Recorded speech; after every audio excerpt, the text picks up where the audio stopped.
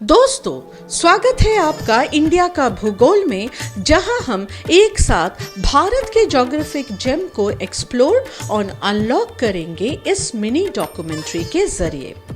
क्या आपको पता है, इंडिया में एक ऐसी जगह भी है जहां लोग क्लोज निट सोसाइटी में रहते हैं, बिना किसी जेंडर डिस्क्रिमिनेशन या क्लास डिस्टिंक्शन के। वहाँ के लोग एक खास कोड ऑफ एथिक्स को फॉलो करते हैं, त्वम नगाई हना। यह एक ऐसा वर्ड है जिसे इंग्लिश में एग्जैक्ट ट्रांसलेट करना मुश्किल है, पर इसका मतलब होता है करेज, सेल्फलेस सर्विस और बिना किसी तारीफ के, प्रेज की उम्मीद किए दूसरों के लिए कुछ करने की विलिंगनेस। त्वम नगाई हना को समझने के लिए हमें पहले मिजोरम को समझना होगा। मिजोरम हमारे नॉर्थ ईस्ट का एक ऐसा माउंटेनियस स्टेट है जो दो अलग कंट्रीज के साथ बॉर्डर शेयर करता है, वेस्ट में बांग्लादेश और ईस्ट और साउथ में म्यांमार। इसी वजह से यह इंडिया के लिए बहुत ही बड़ा स्ट्रैटेजिक एरिया बन जाता है। पहले यह असम का एक डिस्ट्रिक्ट हुआ करता था। पुराने ज़माने में यहाँ हर एक विलेज का अपना एक ट्राइबल चीफ होता था और सारी ज़मीन उसकी प्रॉपर्टी होती थी। लोकल लैंग्वेज में ज़मीन या विलेज लैंड को राम कहते हैं, और क्योंकि यह मिजो ट्राइब की ज़मीन है, इसीलिए इसका नाम पड़ा मिजोरम।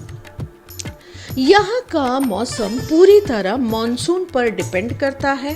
मई से सितंबर तक यहाँ बहुत भारी बारिश होती है और इस वजह से यहाँ के लोगों का मेन ऑक्यूपेशन एग्रीकल्चर है। क्या आपको पता है मिजोरम बैम्बू कैपिटल है? मिजोरम इंडिया के लीडिंग बैम्बू प्रोड्यूसर्स में से एक है और यहाँ से पूरे देश में कमर्शियली बैम्बू सप्लाई किया जाता है। मिजोरम में हर 50 साल में एक अजीब और खौफनाक नेचुरल इवेंट होता है जिसे मौतम कहते हैं। मेलोकाना बेसिफेरा बैम्बू होते हैं, वो हर 50 साल में एक बार ब्लूम करते हैं, यानी उन पर फूल और फल आते हैं। इन बांस के सीड्स में बहुत हाई प्रोटीन होते हैं। जब ये ज़मीन पर गिरते हैं तो इन्हें खाकर जंगल के ब्लैक रैट्स की पॉपुलेशन एकदम से एक्सप्लोड हो जाती है। इस इवेंट को रैट फ्लड भी कहते हैं। लाखों करोड़ों चूहे पूरे स्टेट के खेत, फसलें और ग्रेन्स तबाह कर देते हैं, जिससे एरिया में भारी नुकसान होता है। एक तरफ जहां चूहे तबाही मचाते हैं, वहां दूसरी तरफ मिजोरम की वुमेन इस स्टेट को ग्लोबल मैप पर चमका रही हैं अपने फ्लावर बिजनेस से, एंथोरम एक्सपोर्ट करके। मिजोरम की वुमेन हर साल 70 लाख से ज़्यादा एंथोरम फ्लावर्स प्रोड्यूस करती हैं।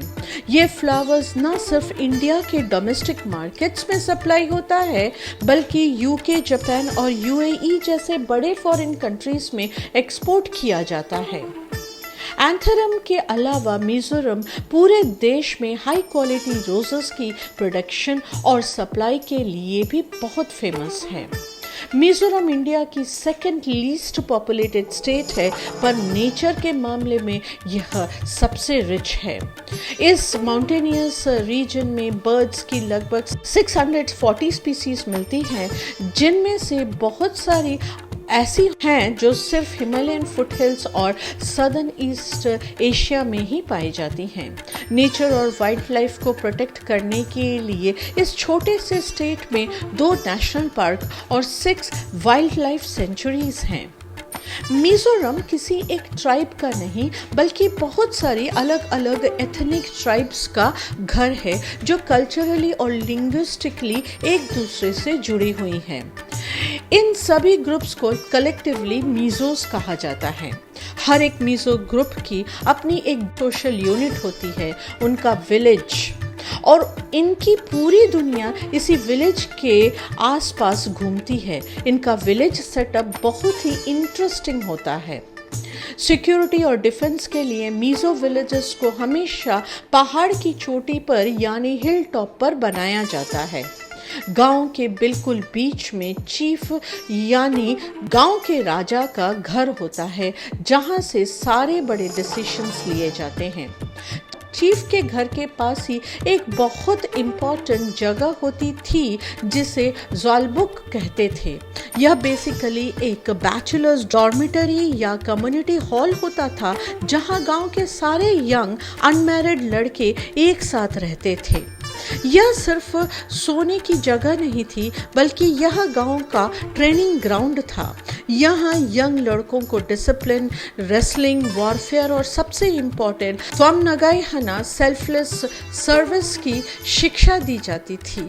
किसी भी इमरजेंसी या अटैक के वक्त ज़्वालबुक के लड़के ही सबसे पहले गांव को प्रोटेक्ट करने खड़े होते थे। गांव के सारे अनमैरिड लड़के यहाँ एक साथ सोते थे। यह उनका ट्रेनिंग स्कूल था, जहाँ उन्हें ट्राइबल कस्टम्स, रेसलिंग और सेल्फ डिफेंस सिखाया जाता था, ताकि बड़े होकर वो अपनी ट्राइब की रिस्पॉन्सिबिलिटी उठा सकें। यह जगह डिसीजन मेकिंग और अथॉरिटी का सिंबल था।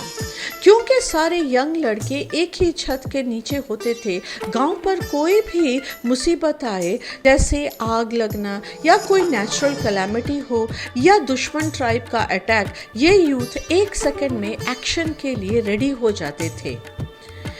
इतना मजबूत सिस्टम होने के बाद भी 1938 के आसपास ब्रिटिश रूल के दौरान ज़्वालबुक कल्चर धीरे धीरे खत्म हो गया। इसके पीछे दो बड़े कारण थे।